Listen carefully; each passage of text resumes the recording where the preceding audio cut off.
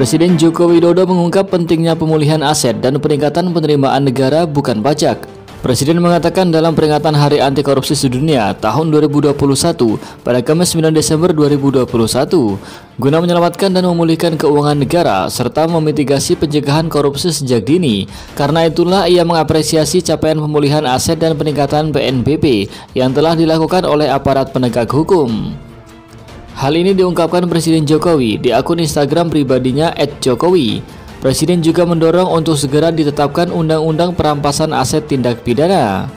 Ia juga mendorong KPK dan Kejaksaan Agung secara maksimal menerapkan dakwaan tindak pidana pencucian uang untuk memastikan terpidana mendapatkan sanksi yang tegas dan yang terpenting untuk memulihkan kerugian keuangan negara.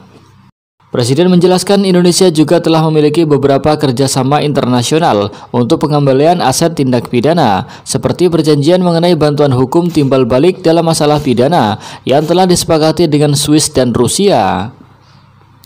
Kedua negara tersebut siap untuk membantu penelusuran, pembekuan, penyitaan, dan perampasan aset hasil tindak pidana di luar negeri. Oleh karena itu, buron-buron pelaku korupsi bisa terus dikejar baik di dalam maupun di luar negeri. Aset yang disembunyikan baik para mafia, mafia pelabuhan, mafia migas, mafia obat, mafia daging, mafia tanah bisa terus dikejar dan pelakunya bisa diadili. Selain itu, Presiden juga menegaskan bahwa pemberantasan korupsi tidak boleh identik dengan penangkapan. Pencegahan merupakan langkah yang lebih fundamental dalam upaya pemberantasan korupsi. Penanaman budaya anti korupsi sejak dini merupakan bagian penting dari pemberantasan korupsi. Membangun kesadaran diri adalah kunci mental anti korupsi.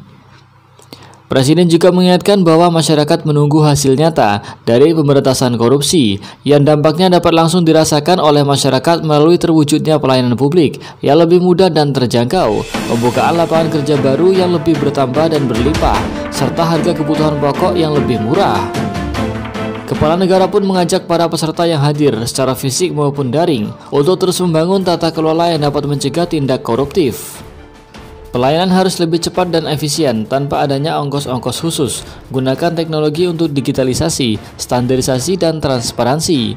Perkuat implementasi sistem penanganan perkara terpadu. Tingkatkan integritas aparat penegak hukum. Dan ia mengharapkan bisa menutup celah-celah penyalahgunaan wewenang dan perilaku korupsi.